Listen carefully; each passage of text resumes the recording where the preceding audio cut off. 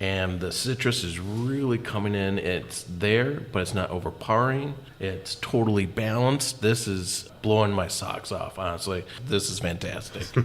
It's blowing your socks off? It is. It's blowing my socks off. And to find out, I thought for sure. I think the expression is knocking your socks off. I'm not sure how one would blow one's socks off. They tried doing that at Mythbusters. It didn't quite work.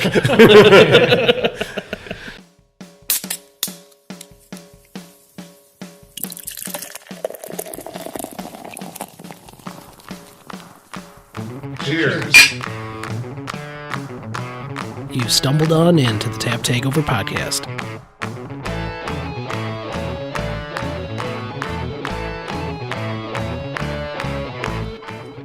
Started with a passion for their family and brewing, Biloba Brewing defines what community tap room really means. Located in the heart of the old village of Brookfield, Biloba has become the epicenter for the neighborhood to gather. However, starting this brewery was anything but straightforward. After a long and successful career, Gordon Lane decided to retire and work on his passion of brewing beer. And Gordon joins us today to talk about that path that brought him to opening Biloba Brewing. Thanks for joining us today, Gordon. Well, thanks for having me.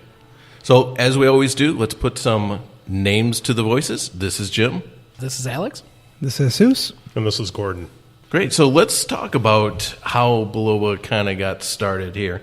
And for me, is like, where did this name come from? Yeah, it was. We were talking as a family about wanting to do something together. Finally, I said, there's two things we can do. We can either brew beer or we can make cheese, because I'm a licensed cheesemaker. And my statement was, beer's a lot of fun, very safe product. So on the other hand, if we make cheese, it's highly regulated, and if you screw up, you could actually cause somebody to get sick. So why don't we do beer? So we kind of decided from that. And then we spent literally like 2 years trying to figure out a name. We actually played with even Trillium at one point before it got, that was before it got formed out on the East Coast. And that sounds like a great name for a brewery. Yeah, it was very funny. But, my mother-in-law, kids really loved her a lot, and her passion was to give everybody ginkgo biloba tree that she knew. And so we were sitting on the back porch, and my son Kevin, who works in the industry, finally pointed out the window. He goes, "Why don't we call it Biloba after Grandma, and we'll call it after the tree?" And when we read into the whole thing about the tree, about being deeply rooted, we went, hey, we're planning on being deeply rooted in the community. So all the things that kind of flowed out of the definition of the tree, we felt fit for what we were trying to do. We have community, we're based right here, and we're not going beyond what we're doing. So it's kind of fun. Well, I like how it's a family brewing, and even the name of the brewery came out of a family story. That's a real fun story. Yeah, we even have the old kitchen table inside that at one point in our house, the ceiling fan fell on the table, and our son had luckily gotten up before it hit him. But we put that out here in the tap room, too, and you can actually see the gouges on the table. So let's talk about this really being a family brewery. Yeah. There is something truly unique about Biloba in that you have one of the very few female brewers working for you. Yeah, it's kind of fun. I mean, when we started this, just so everybody, so you understand, it's actually owned by my wife. Oh, okay. So she is the owner. She is the owner. At the time, I was still working for Breese. In my position, I had to dedicate my time fully towards it. I had to tell my board of directors that my wife was starting a brewery, which was rather comical to do. But so she started up, and I was open that I would help, but eventually I might get involved in it. So my wife owns the brewery. We jointly own the building. But yeah, my daughter, we started up, and we had a close friend's son come to work for us to help get us off the ground while I was still working. So he really ran a lot of the projects in that before we opened up. Shortly after we got open, though, we decided that my daughter wanted to learn brewing, so we took her up to Stone Cellar. I've got a really good relationship with Steve Lonsway up in Appleton, and he brought her in and taught her how to do the keg cleaning and things like that. And she got involved in the brewing, and then from there we brought her down here and got her on the small system that we used to have. And so she was doing the majority of the brewing for the first 2+ years. Great. So does she still help you out occasionally? She helps me out when she can, but she has a roughly 18-month-old child, and she doesn't have a lot of time in her hands. So she's actually working in the tap room right now. Yeah, so I really want to get to know more about your background with Breese. You were president and chief operating officer at Breese at the time you retired. Did you start at that position, and what brought you to Breese? Yeah, well, you really have to go back quite a ways. I graduated from Madison with a degree in food science. So kind of a funny pathway. I started out making ice cream in Los Angeles for a really small grocery store called Safeway Foods. And then from there, I had a number of cheese plants in Wisconsin that wanted to hire me. And we looked at it. We were deciding we would like to have a family. And I let a couple of them know, and very quickly they hired me to come back. So for the 5 years, I did cheese making and got my cheesemaker's license. Then I worked in capital equipment for a while. Decided I had gotten tired of that. I was traveling the world doing a lot of field work, and I went to work for a company in Milwaukee called Chris Hansen's. And I rose in the ranks from plant manager to being the VP in charge of everything. But what was unique about that experience was had lactic acid fermentation underneath me, flavors, enzymes, a lot of things that play into this, and that was kind of my background. And then we finally made an acquisition. I inherited a malt extract plant down in Chicago, and that got me to understand what was going on in that. So I left Chris Hansen, and the Breese family was looking for somebody to run the company, and so I got pegged for it. And so I started as president and chief operating officer, and I did that for about 15 years. So now there was tremendous growth at Breese during your time there. Yeah. How did Breese really, being up there in Chilton, accommodate all that growth? I mean, obviously there was a combination of not only the great product that Breese makes, but also the growth of the craft brewing. Yeah, I mean, it was one of the things that I brought into there was knowledge on the extracts and that. And so we did a number of things which got us going, very rapidly in that end. Got us not from just doing malt extracts, but actually got into extracts of different products. For instance, sorghum, like New Grist is made with, things like that. So we started to get into that end, got more heavily into the food side of the business. And at the same time, we really looked at the malting side to see how we could grow that. And so over a number of years, restructured things. Big thing that ended up happening, though, was when I first started, we would buy barley from brokers. And that whole area started to disappear, and we decided that we had to do something in order to keep going. And one of the things we did was we found out that there was a barley origination program out in Wyoming that we could get involved with. And one thing led to another, and we ended up purchasing that. And then that really cemented us in what we could do. Then along ways we needed capacity. We were working with other maltsters, and plant up in Manitowoc came up for sale, and everybody believed it couldn't be run. And me and an engineer and a few other people went in and decided, we could bring it back up, and we did.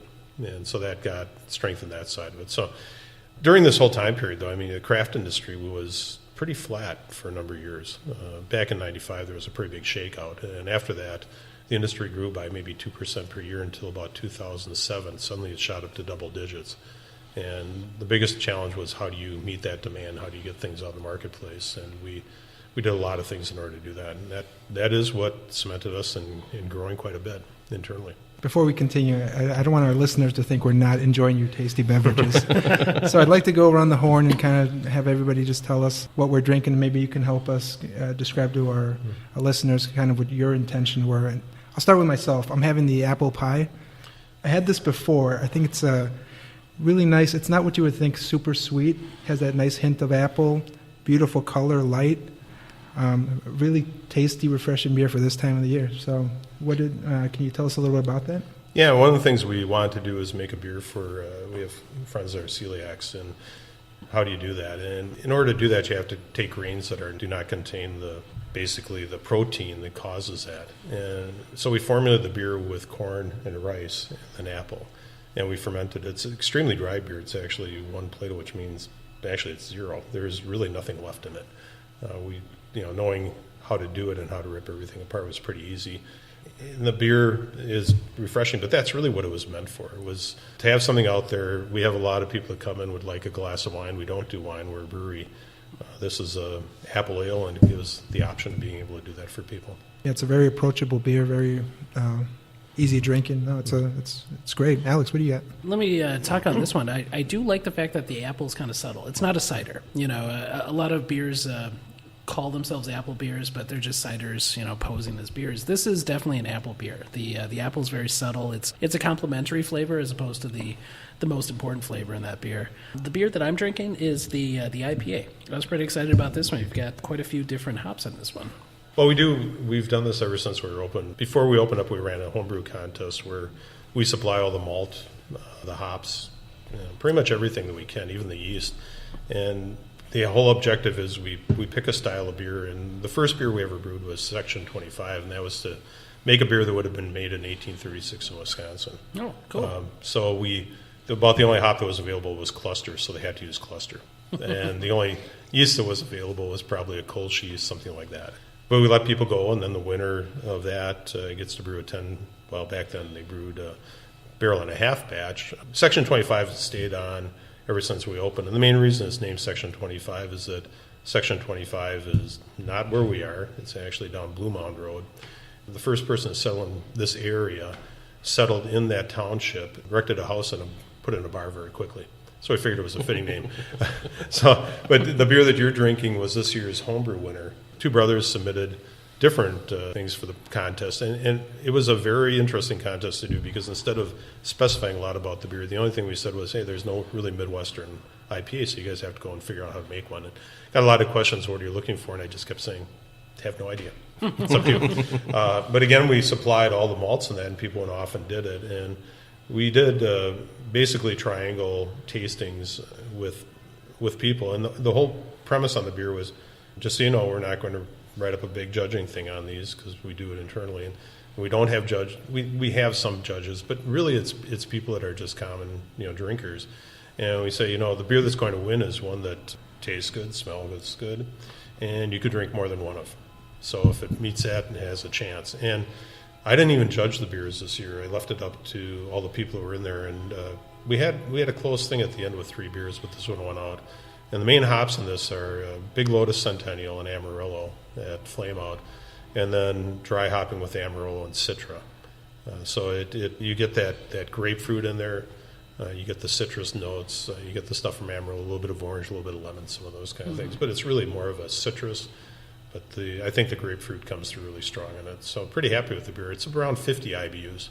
Yes. So it's not a low IBU beer by any means. Yeah, it's much more in the traditional IPA style. Everybody's going into the New England style or even the West Coast style. This is much more a traditional IPA, and it's fun to go back to our roots. Yeah. Jim, what are you drinking there? All right. So for anyone that comes here, they know that the menu tends towards more Belgian-centric style beers. So, of course, I gravitated to the German Bock. I'm really enjoying this. This is a malt-forward beer. Definitely got the German characteristics that you look for, but it's not overly heavy, though I think it's 7.5%, so still quaffable. Yeah, that beer was kind of fun because what we do is we knew that we wanted something really malty. So we used actually a dry Munich yeast, 3470 from Fermentus, but the main malt bill was Bonlander and Aromatic from Breese with some 2-row, but really the Munichs dominated in this one.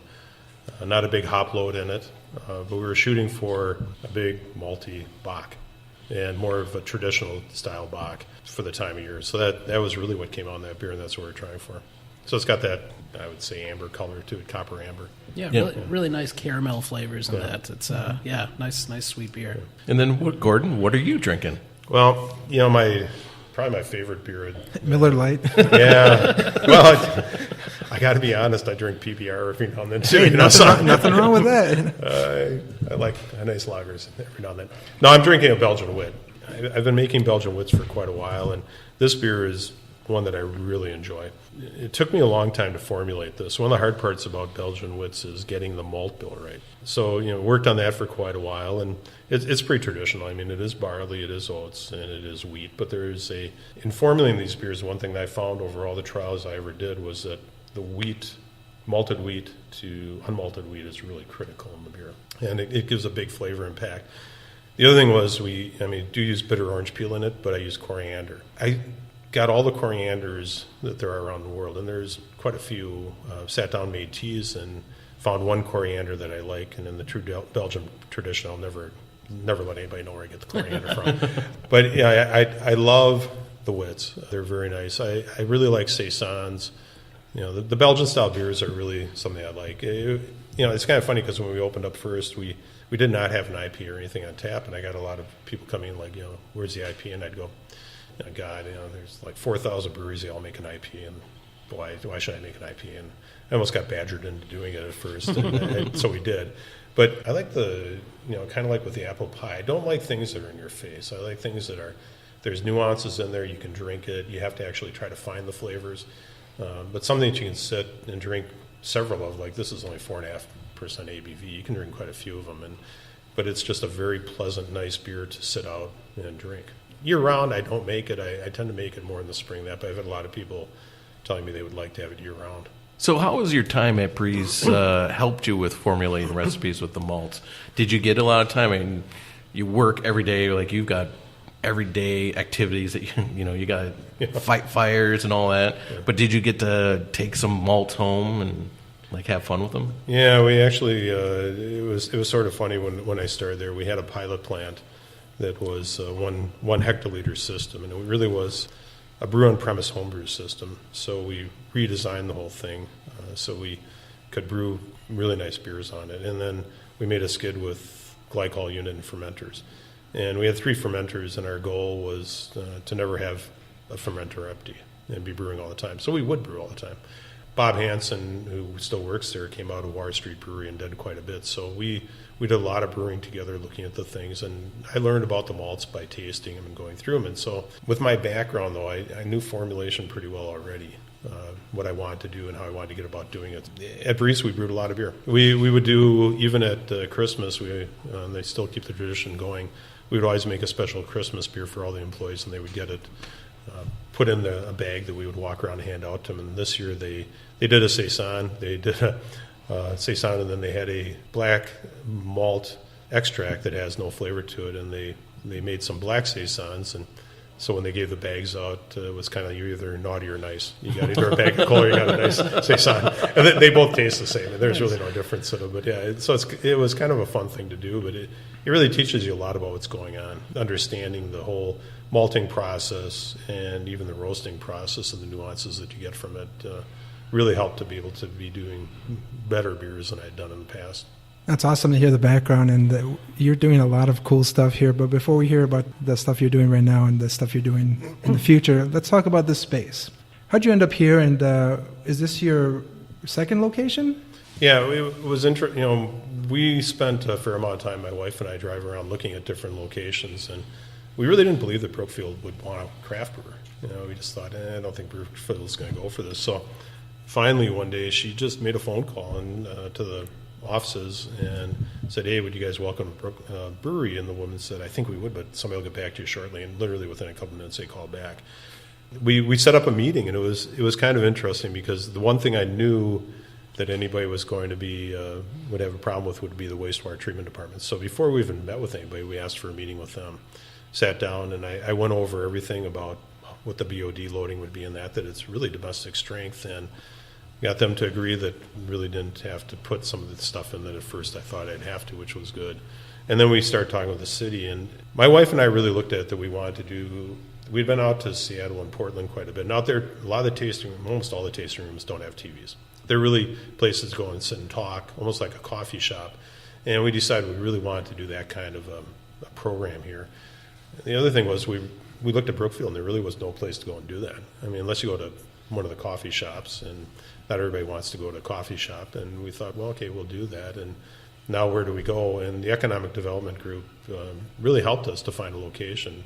It ended up that we found on Craigslist a rental property around the corner and up the street. And so that was our first brewery, and it was really tight. The tasting room was about 600 square feet.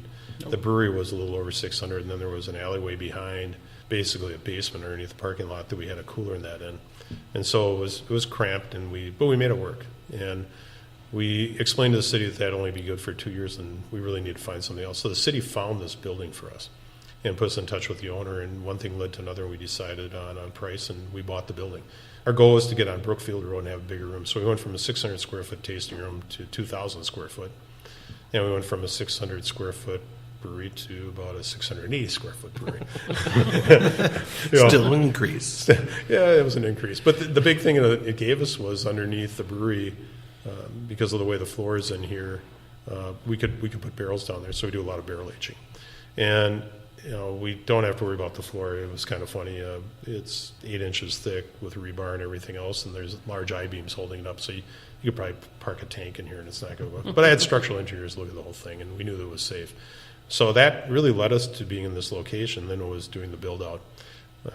We shut down the other brewery in the fall. It was, I think, September 1 of 15, and we were down until February. We opened up the 1st of February, but we didn't tell anybody. It was kind of funny. We just left the door open, and people would wander in and wanting to know, "Are you open?" We go, "Yeah." And it was really to do a lot of soft openings because we put in a whole new tap system that was designed so we could fill growlers off the same line that's feeding the tap, so the beer is exactly the same.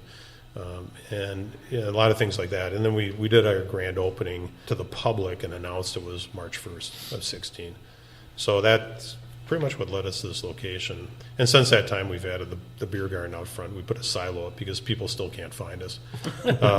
I still to this day, I'll get people that come up and go, I live only 5 blocks away, and I didn't even know you guys existed. We're like, well, you saw the silo, and our logo is going to go on it. But the city was even, they liked the idea of the silo.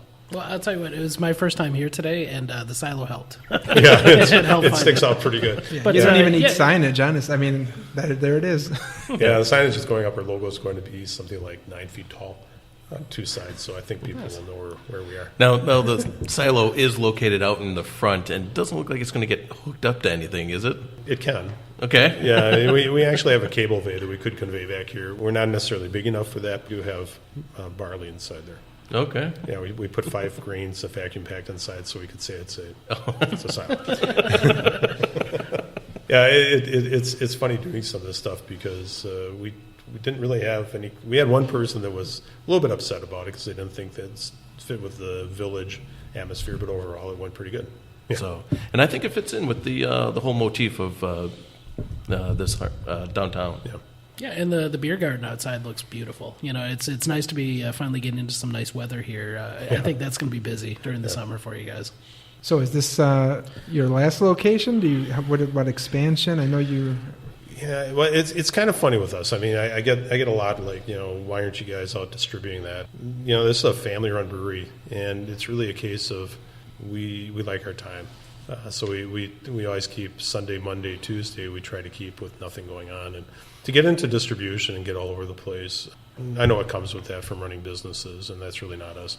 We would rather do, and you can see out in front. I mean, all of our beers that are bottled are 750 ml corked, caged, or else they're capped. We don't want to do smaller, although we are going to do smaller in the lambics. We're going to do 500 ml, but that's probably about as small as we're going to go. And we're not distributing the bottles. We sell them out of here. We do have some distribution of kegs, but it's very limited. And we might expand that, but we're not. Our goal is not to get big. Our goal is to stay community-based, maybe build to 500 barrels. We're at about 300 now, and that might be it. I don't want to work 70, 90 hours a week. I kind of like doing 30. It's really nice. So I got to ask, and not to give away any state secrets, but 500 barrels is pretty small. Is that economically sustainable? Yeah, it is. I'd say we probably have one thing that a lot of other people have. We don't have any debt. And we have no outside ownership. It's just my wife and I. So, yeah, it is. Actually, just your wife. Just my wife. Yeah, my wife is the owner. Yeah. If any lawmakers are listening, Yeah. And so did she ever pull rank on you? Yeah. Everybody is. Jim, as a married guy, you know that. Of course. Yeah, it's a completely different model. We set it up to be able to do the things that we need to do. We're very, very efficient on brewing, very efficient on getting the stuff out of the tanks. We really have very low loss on beer. Growler filling, we do counter pressure so we don't foam over. The taps are all on individual regulators. We're pushing with nitrogen and CO2, and we're doing everything so that we don't lose beer. And that's, to be small, you have to be very stingy on your losses, and we're extremely stingy. Yeah, it is economically viable. It's not something where you could support 3 or 4 families at, but it's a good source of income for my daughters, and also keeps me in retirement too, which is good. Semi. Right now is a great time to take a break. As we come back, we'll talk a little bit more about Gordon's Brewing System and glitter beer. Right back after beer news. That's right. Welcome to Beer News. The easily accessible beer this week is Central Waters Brewhouse Coffee Stout. A coffee lover's delight brewed with coffee from Emma J's, a local roaster in Stevens Point. The aroma is coffee, some chocolate and caramel, pours a dark brown with some amber hues. In beer news, Eagle Park continues their roll with another hazy IPA can release this Saturday, June 30th. Galaxy will be the featured hop this week. Doors open at 11 a.m. Details on Oscar Blues Mocha 1050 have been released. Oscar Blues Brewery will release a very limited amount of bourbon barrel-aged Mocha 1050 Imperial Stout on July 7th, National Chocolate Day, at the Oscar Blues Boulder, Longmont, and Brevard taproom locations. It's an Imperial Stout brewed with chocolate and coffee, then aged in bourbon barrels. Sounds delicious. Hope you're checking your Twitter feed this past weekend as Toppling Goliath SR71 landed in Decorah. Limited to just 400 bottles, this was a rare release indeed. If you missed out, Toppling Goliath has confirmed that the next release will not be for another number of years. It's a big week at Third Space Brewing. This Saturday, it is barrel-aged red, white, and blue release.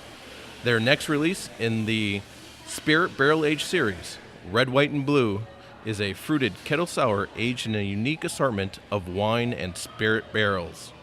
Tonight, June 28th, Third Space launches the Happy Place at Estabrook Park Beer Garden, and Friday, they release a special limited edition version of Happy Place Citra. In brewery news, New Belgium Brewing's 19th annual Tour de Fête will roll into Chicago Humboldt Park on Saturday, June 30th, for a day of festivities celebrating bikes, music, and beer. Anyone that drinks New Belgium beers knows their love for bicycles, so the fun includes a costume group bike ride roaming the streets of Chicago, which will be followed by an afternoon of unforgettable entertainment in Humboldt Park. The third annual Big North will take place at Half Acres Production Facility on August 18th, a festival that features a wide variety of half-acre beer, including some made exclusively for this event, will go from 4 p.m. to 9 p.m. Tickets went on sale yesterday and typically sell out fast, so check now to see if any are still left. And finally, the Tap Takeover Podcast will be covering the great tastes of the Midwest this year. We are asking for your input as to which breweries you would like to see us talk to, and any questions you might have. Your grammar sucks ass, dude. You've got to write this better. The Tap Takeover Podcast will be covering great tastes of the Midwest this year. We are asking for your input as to which breweries you would like to see us talk to and any questions you might want asked. Email us at taptakeoverpodcast@gmail.com with any questions for the Great Taste vendors. We will also be having an upcoming contest where we will be selecting 2 lucky winners to record a tasting episode with us in the Solid Non-Fail Studios. We will be sampling the original Smells Like Bean Spirit, Imperial Smells Like Bean Spirit, and every single one of the variants. Stay tuned for more info and a video detailing this upcoming contest. This has been Beer News. That's right. We are back after some beer news. I don't know how you do it. Amazing every week. All right, let's continue the tasting here before we move on with the episode. We're going to go around the horn, and I'll start it. I'm having the Saison de Bourdon. Nice color, refreshing beer, just easy drinking. Gordon, tell us a little bit about it. Yeah, we do this beer. We've been doing it for 3 years now. We have a beekeeper that comes out to our farm that's been 5th generation, and he really is looking for honey that's comes from alfalfa and clover. Turns out he had 12 hives on our property, and some of the bees decided to visit a buckwheat field a little ways away. And so we ended up getting a mix of buckwheat and clover honey out of one of the hives. He couldn't use it, so I ended up buying it, so we ended up using it in the beer. So this has a pretty high amount of honey in it, which really dries it out. Also drives the alcohol up to 9.75. And then the bittering hops, all our hops from our property, Cascade and Centennial. So it's somewhat of a farm. It's a farmhouse beer that comes from a farm. How's that? Yeah, when you told us the background, it makes that beer just, I don't know. It's always the stories that make it taste better, you know? Yeah, let's touch a little bit as we continue the taste here, a little bit about your farm. How big is it and where is it located? And how did you end up with a working farm? It's up by Keogh, Wisconsin, and we're in the middle of a 640. We have a half-mile long driveway, so we own about 46 acres. It's pretty heavily wooded. More than half the property is sugar maple, beech, and other trees. But last time it was logged was about 1840. So our trees tend to be a good 2 feet in diameter, and they're straight and they're tall. And then the fields were all fallow. We decided to plow some under just to do some fun stuff. And originally we put in almost an acre of hops, and hops are really not a lot of fun to deal with. We pulled that out. We lined the driveway with hops, so now we have probably about maybe a tenth of an acre or so. But it's enough hops that we do a wet hop beer in the fall and that. And we do harvest hops, dry them, and then we hold them back for doing some of the Belgian beers that we do as bittering, so it comes from our farm. We do harvest maple sap. It's kind of funny. I mean, I've made maple syrup. Quite frankly, I'd rather use the sap as a water in beer, and so we will be doing a Pilsner that'll be, all the water will be the maple sap. So it's about 20% adjunct Pilsner, and that should be, about a month and a half out doing those kind of things. We've done some really crazy stuff. Talked a little bit about this, but I guess I might as well talk about it now. We decided at one point that, Ken Grossman and Sierra Nevada make an estate beer, and so we just got the stupid idea of growing barley on our farm.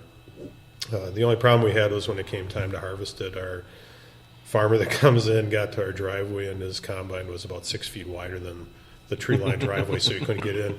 He didn't really want to drive through the neighbor's cornfield, although I tried to bribe him. So we ended up hand harvesting all the barley, my wife and I. And I did videotape it, which was really funny. I was going to put it out on a blog just to show how stupid it was, because we harvested it in 55-gallon drums, brought it down to Brookfield, figured out that if we threw it on the ground and walked down with my tennis shoes, I could actually get the barley off. Then I panned it. Actually, I threw it through a 1/4-inch garden screen to get big stuff so it didn't fall through. Then I panned it to get the right size barley. Got over 100 pounds, and first really dumb mistake was I threw all the chaff and everything into our lawn. And in about 2 weeks, we had barley growing in our lawn. But then we malted the barley, and it was funny because we went to kiln it, and we really were looking for a light-colored barley, and off the kiln we ended up getting about a 9-color Munich, which is pretty much a Bondlander. And then we wanted part of it to be roasted, and the idea was to get about a 90 color on the roaster, and it was actually, no, like a 120. The color was 90, and when we turned around, the roaster was smoking. It's a small coffee tank, and we ended up with 275 colors. So we decided to make an estate Grand Cru that was a Belgian style. So the water was all from the maple trees. The barley was all from our property. Hops were from our property, and I caught the yeast on my property, which is sort of a way of saying it. Somebody threw me a smack pack, and I caught it. But it was fun. We made the beer. We sent it out to Sierra Nevada as kind of a joke, because we know Ken and other people out there, and said, well, you may have an estate beer. We have an estate Grand Cru beer that was all done within 15 miles. And unbeknownst to me and Bob Hansen, he decided to run through the quality program and scored extremely well. So it was, so the joke was on us. But yeah, the farm is really set up. I really enjoy the outdoor, and I do a lot of stuff. But we do get some ingredients off, and we use them in some of the beers. Like you said, the Saison de Bourdon has hops in it and has honey that came from our farm. Great. So, Alex, what are you drinking? I've got another IPA, or an IPA style. This is the Rye of the Wards. I saw Mosaic hops, and I was sold. I'm a big fan of Mosaic, and I'm getting some of those big, juicy flavors on this. But also, I don't know, the malt backbone is really interesting. What'd you guys go with on this one? The malt itself was just regular 2-row, but the big thing we used was caramel rye in it, and there's a little bit of rye, so that's why the rye portion statement in there. Caramel rye is a nice product in that it's close to 10% of the formulation, and the roasting process tends to tame the rye a little bit, so you don't get all that spiciness, but you do get a nice flavor from it. So it's hopped with Citra and Mosaic. That's probably getting close to the end of where I want it to be, and we'll do something different. But that beer started out as a pale ale and kind of morphed into this. And as it goes in a tasting room, I'm getting a lot of fan input that they want to go back to more of a pale ale in a nice way. I kind of like this one. That malt bill adds a nice sweetness on the back end that you don't always get with just a traditional IPA. I really like this one. Jim, how about you?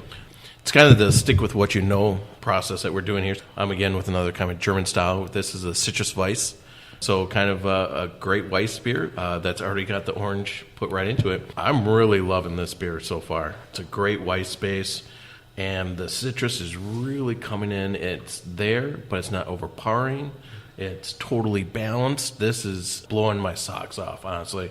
I could drink a lot of this. Oh, God. Here we go. Yeah, so, and I think this is a running theme that we're seeing here in this day and age of over-the-top beers, adjunct-heavy stouts. We're seeing extremely well-balanced beers, easily drinkable beers being made here.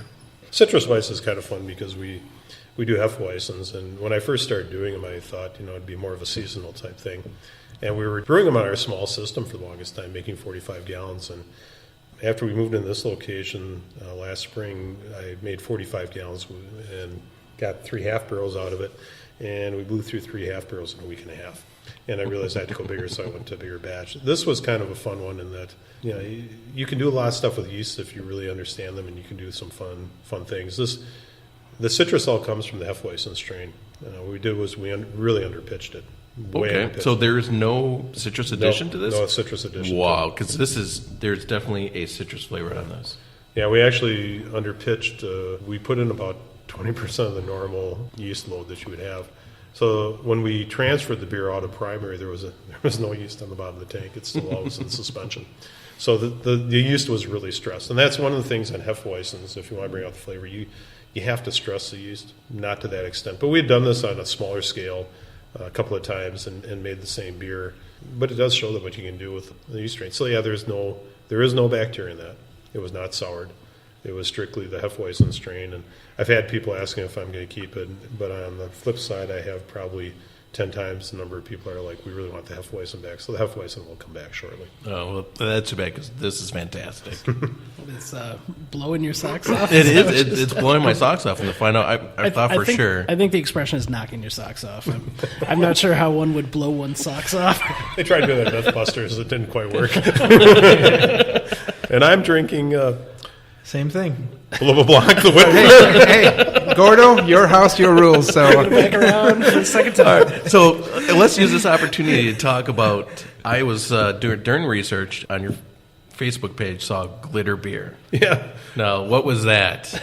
Well, it was kind of funny at our anniversary party. Shimmer beers, a number of breweries have done it, and it's really pretty easy. It's an FDA approved product that they use on cakes. So when you see the silver topping, that's actually luster dust. And there's a certain amount you have to add to beer, and I'll just come out and tell everybody it's about 15 grams into a half barrel. And so you can buy a small amount. But what's really, really shocking about it is when you pour the beer and you hold up the light, it reflects, and you can actually see the shimmer swirling inside the beer. So we had a lot of people coming in and drinking the beer, and I want to make this statement right now. I'm not going to do a green beer, although I had a lot of people ask me to do one for a shimmer beer green for St. Patty's. I just can't do that. I can't do it. But yeah, it's fun to do some of these things just as a one-off and let people see it.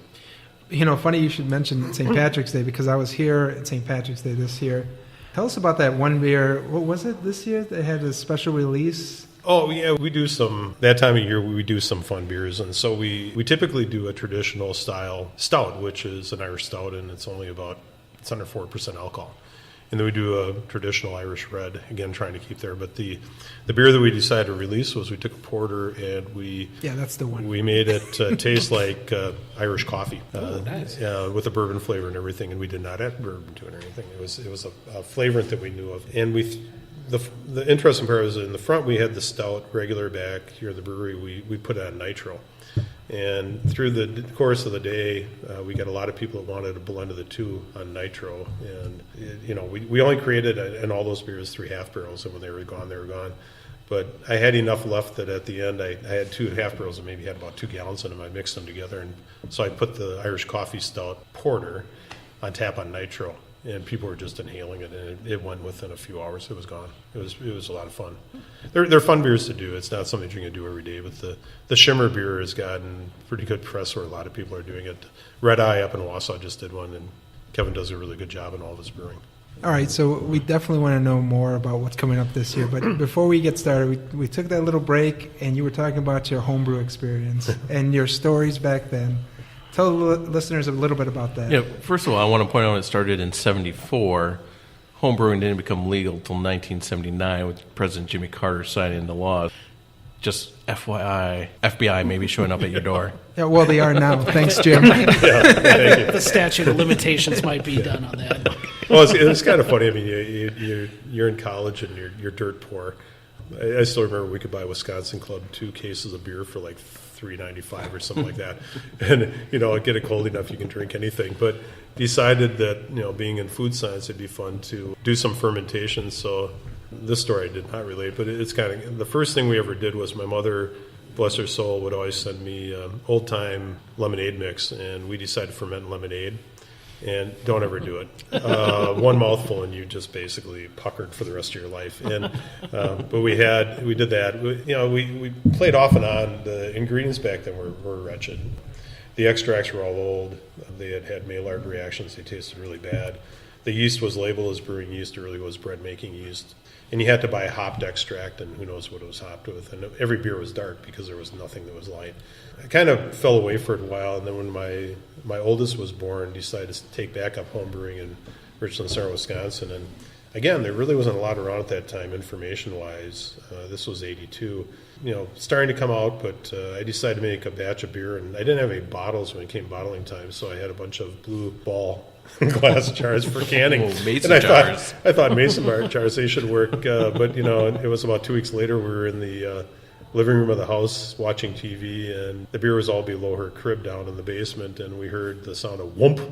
And first thought, what's that? And a minute later, another one went off, and I went to the basement door, and I realized it was all the beer blowing up in the basement. And so I've had some real catastrophes in my life, but you learn from what you do, and you just go forward from there. So any of the recipes from your old homebrewing days, any of those still in effect, still being made at the brewery here? No. A lot of failed experiments. Yeah, a lot of family experience. It's sort of fun. I mean, we do vast majority of the formulations we do here. We go right from idea right to 10-barrel brew house. Again, I'll mention his name. Bob Hansen made a very good Scottish ale, and so when it came time, I had a very close friend who had melanoma, and we wanted to do something for him. We wanted to make a beer. He really liked Scotch, so we decided to make a Scotch ale. I asked him for the recipe. I said, Bob, I don't really want to screw around. This recipe is really good. How about if we just take it? So we do get recipes occasionally like that, but not a lot. But there's a couple like that. But the ones I made when I was younger were really bad beers. They really were. So I don't want to go back to those times. All right, so let's crack into this, your Russian Imperial Stout. It's a bottle that's been sitting here, room temperature, perfect. Can you tell us a little bit about this one? Yeah, we do a fair amount of barrel aging, and we do releases on them most of the time. This was our Black Friday release this past year, and we held back. We sold 500 bottles the first day. We held back about 500, and we've been selling them off one by one, but now it's to the point of that we re-released at our opening party grand opening last week. This beer, pretty typical Russian Imperial Stout, big malt bill. It's all Centennial hops.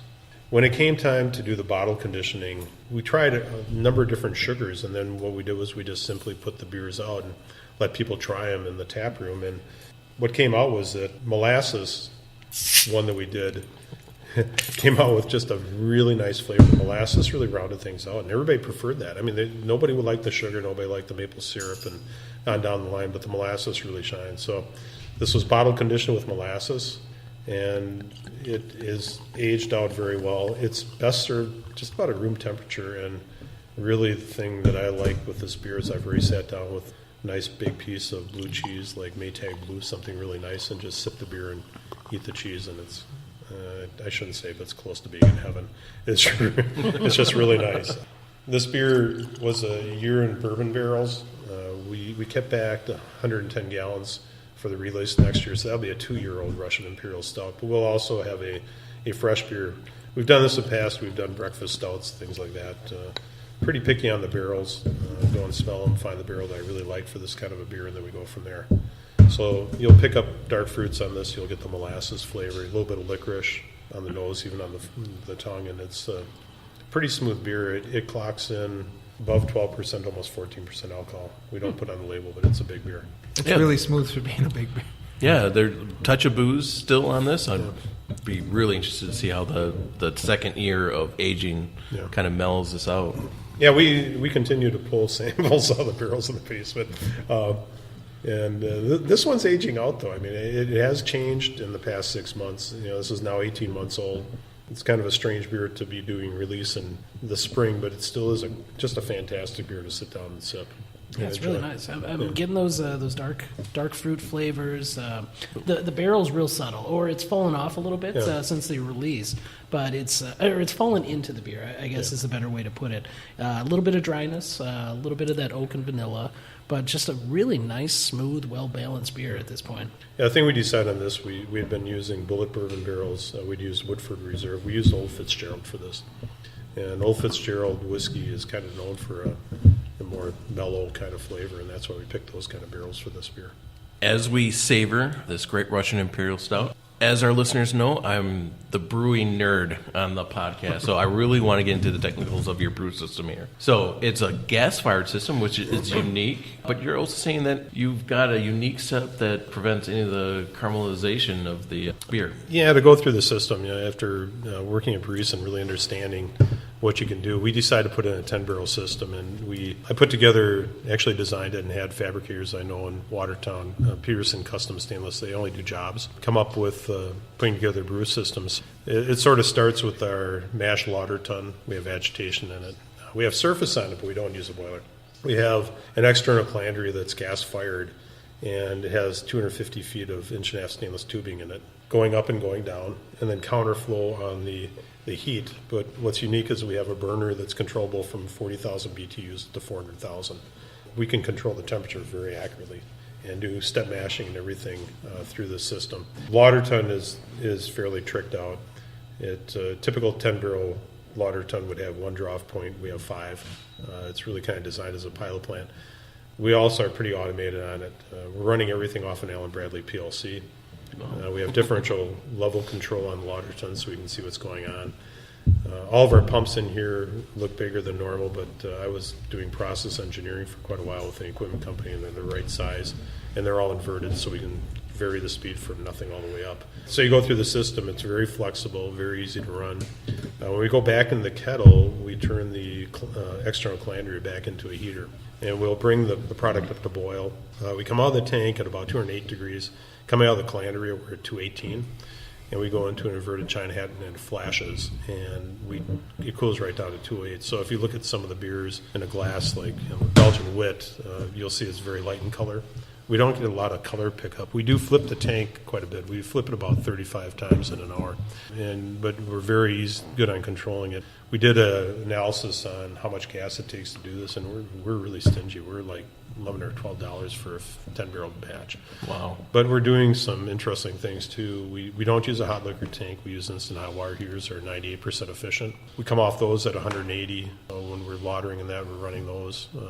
Even the foundation water, when we first start out mixing in that, it's all off the instant hot water heaters. So we can control it very well. We knock out 10 barrels in about 20 minutes at the most, and over to the fermenters, and we have very good control of the temperature of that, too, going out. It's an extremely flexible unit that we can do a lot of stuff on, which is what I was looking for, something to play with. We can scale it down. About the lowest we can go right now is 7 barrels because of where my temperature probes are. I could go down lower based on it, and I can go really high. So we've made high gravity and really low gravity on it already. So I was just wanted to ask about your water chemistry. We're just outside the Lake Michigan Basin. Mm-hmm. I think all your water is going to be well water, or is it supplied by the city? Yeah, it's kind of funny. I mean, a lot of people really get into the water chemistry of ROing it, adding minerals back. We trust the people of Brookfield to produce good water for us. So the only thing we do with the water, it's strictly straight Brookfield water. It is extremely hard. We do run it through activated carbon because they really hit it with a lot of chlorine, and we do go through a water softener. The only way that we vary mineral content in that is by varying how much soft water we use. Okay. We figure out about what we're going for, and we will mash in with a set amount, and then when we're partway through water, we'll go back to hard water, or vice versa. It's interesting because you have the water source and you have to learn to brew with it, or you can go the other route and try to make the water be what it is. But, you really can't make pills in water. Yeah. No matter what you do. Or any Burton-on-Trent. Yep. We use all the water just right from here, and it's Brookfield City water, which astonishes a lot of people that we do what we do with it. I want to talk about your barrel aging program. You were talking, you have some space underneath in the basement. What else are you aging down there? Yeah, we do quite a bit. We have bourbon barrels, red wine barrels, and white wine barrels. We're going to be releasing our Framboise, which is a lambic-style beer. We'll also be releasing a Creek, which is Door County cherries. These will be approximately 1,000 bottle releases, about half 750 mil and the other half 500 mil cork and cage. But the big thing we're doing that I think is pretty unique is that we're blending. We have now 4-year-old lambics. So this is a blend of 4-year-old lambic with 1 year, and then quite a bit of concentrate, being put into there. We've done whole cherries. We've really come to the point that we really want to do something that's clean, and that's how we bring it back up. We do some crazy stuff downstairs. We have a Hefeweizen that's in a bourbon barrel, aging. I get shock looks from everybody. It's like an oxymoron. It tastes really good. It didn't pick up any bourbon. It's just getting more and more mellow with time. Well, that's interesting. We do Saison on Oak, which is long age in Pinot Noir barrels that we source. We have a couple of Brett beers, which a lot of people cringe when they hear Brett and that. And we have still beers right next to them, like Smoking Grandma, but we're very conscious of how to clean things and how to keep things separate. And the Brett beers are. Our anniversary party, we had one that was just straight Brett that we harvested from Brookfield. So it was Brookfield Brett. And out of the air. I know that guy. Which probably makes other people cringe when they hear that. And then one of them was Brett that came off flowers that we harvested and we cultured back up. And that one is it's a farmhouse style stout. And the Brett that we used, there's no roasty character or anything to it. It's just a really nice black beer, very enjoyable to drink. So we run the whole gamut. We do things like Russian Imperial Stout, Smoking Grandma, other things in the barrels. And right next to them are ones that have Brett Lambic in it, and some have wild Brett, and some have bacteria. Getting back to the beers, though, the big thing that we don't do is we don't use Pedia cocci, which gives a really harsh sour. We're using lactic strains, and in fact, behind you is a tank that has Berliner Weiss in it that we worked with Chris Hansen in Milwaukee. Most of the bacteria people are using are just lactic bacteria, normal temperatures. We actually used the thermophile, so we held the beer at 105 degrees, so we did kettle souring with a single strain bacteria. And it's got a very pleasant lactic, not in your face, and we'll be adding a lot of apricots to it and making apricot Berliner Weiss. That sounds like fun. Yeah, we've done that a couple of summers, so it's a really nice beer. Yeah, love a good fruited Berliner. It's summer. So speaking of aging beers in the barrels, one subject that's been a little bit controversial on the program is the idea of aging the bottles once they're released. We're big fans of the experimentation, throwing it in your cellar and kind of seeing how those flavors change over time. And we've kind of gone through this Russian Imperial Stout, which is about 6 months old, and talked about how the changes go. Where do you kind of fall on this? We have kind of two schools of thought, and people fall all the way in the middle. Yeah. It's either the beer is perfect, we've aged it for you, and you should drink it now. Or some folks fall into the go ahead, experiment and put it in your. So some folks even encourage you to put it in your cellar and age it for a bit. Where kind of do you fall on that spectrum? Yeah, I kind of fall on both ends of it. I guess I should really talk about what we do, which I don't know that a lot of breweries do it. We bottle condition everything. So we use a yeast which is meant strictly for bottle conditioning. So if somebody decides to try to harvest our yeast out of this, you're going to get a bottle conditioning yeast. It's not going to be what you think it is. But the reason we do it is if you force carbonate the beer and put it in the bottle, which a lot of people do. I know very few people do bottle condition because it's time consuming, it's costly. But if you do that, you can't keep oxygen out. There's no way. There's always going to be oxygen in there. So if you age the beer that's like that, you will get oxygen degradation. You'll get compounds, and they make flavors. I mean, putting in a wooden barrel does. But when we add yeast to it, even though there's a headspace that has oxygen in it, that consumes all the oxygen. So these beers have no oxygen left in them. They can be aged. We're pulling beers out of my cellar that are now 16 years old, and they're they're really good beers. They do change with age. In the aging process, we're using a very small amount of yeast in bottle conditioning. It's a very light dusting on the bottom, but you do get autolysis of yeast, which releases flavors and changes it, and on and on. I mean, you can get all the science behind it. But, I think that some beers are meant to be consumed fresh, and they should be. If we do a beer that's, say, a 6% alcohol, I tell people, this is really meant to be consumed now. If you're doing something that's high alcohol, 10 plus, getting up there. 1820. 1820, yeah. That's not the name of a brewery. That's actually a beer. You can get it. You can age them for quite a bit longer. What he's referring to is we just did a beer and we took it down to Nashville, which is kind of a funny story for the Craft Brewers Convention. But we fermented a beer in 60 hours that in a bourbon barrel. Fresh bourbon barrel. So the beer itself was about 18.5% alcohol. Probably is more like 20 due to the bourbon barrel. But it was kind of fun doing it, except that we kegged it off to send to Nashville, and I got a love note from the Brewers Association and found out that Nashville you can't bring anything in over 10% alcohol, so we had to dilute it down to ship it down to Nashville. Yeah, and so we diluted it down 10%. But the whole idea was to show a beer. It's a new strain of yeast that's not on the market yet, just coming into the U.S. Breaking news. It's called AJ18. For the geeks out there, we started with 31 Plato, and it took 60 hours to get it down to 1 Plato. Yeah, that is ridiculous. I thought that was like a mistype No. when I saw 60 hours to get to that ABV. Yeah, the interesting part was I was shocked. My son who works for Fermentus knew that it would do it. It came that it was at 1.5 Plato, but if you did the temperature correction, it was 1 Plato.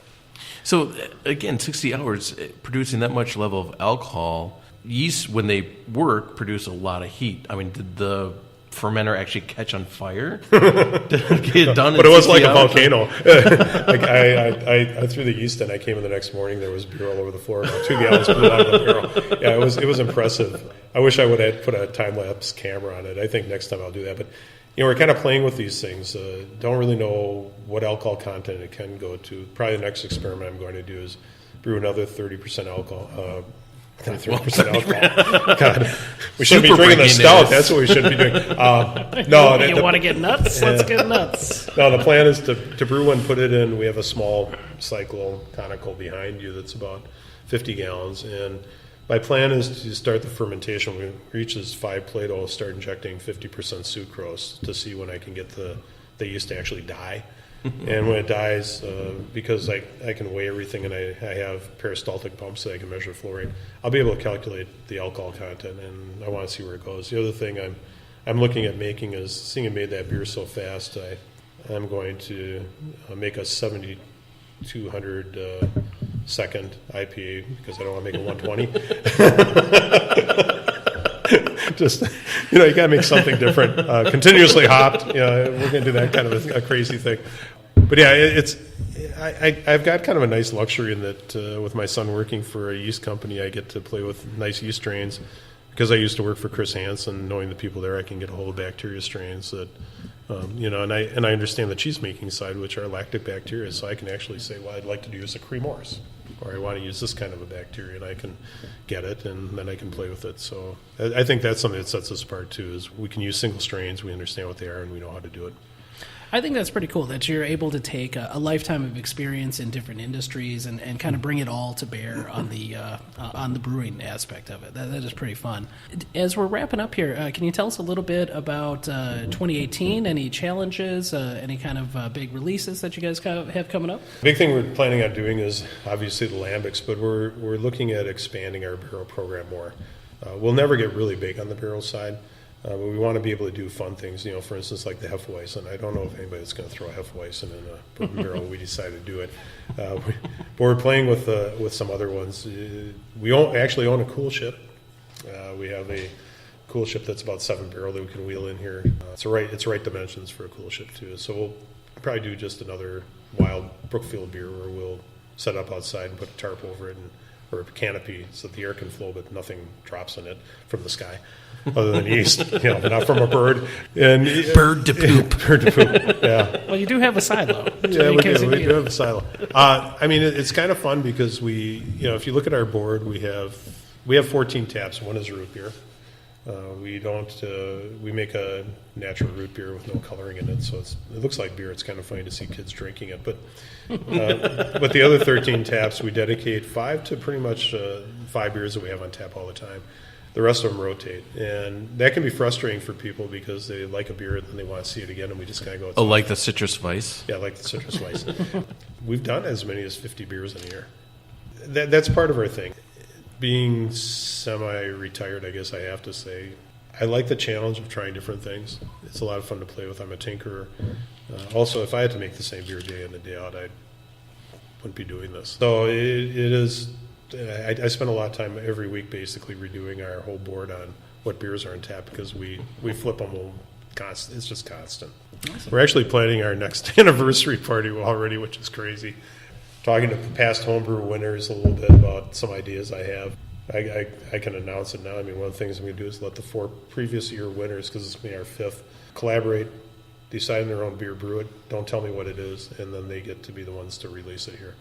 Oh, but I'm only letting them cool. do a 45-gallon batch. I'm not letting them do a 10-barrel. I'm not going that extreme. That sounds like fun. Well, I think that's going to do it for us for today. It looks like we are out of beer for the moment, so we might head into the tap room and grab another one, but that's going to do it for the program. And Gordon, thank you again so much for having us. It's been a wonderful trip out here to lovely Brookfield, and we will catch you guys next time. Well, thanks for coming. Right, Prost. Cheers. So for Alex. Jesus? Gordon. And I'm Jim. All right. It's been another solid non-fail production.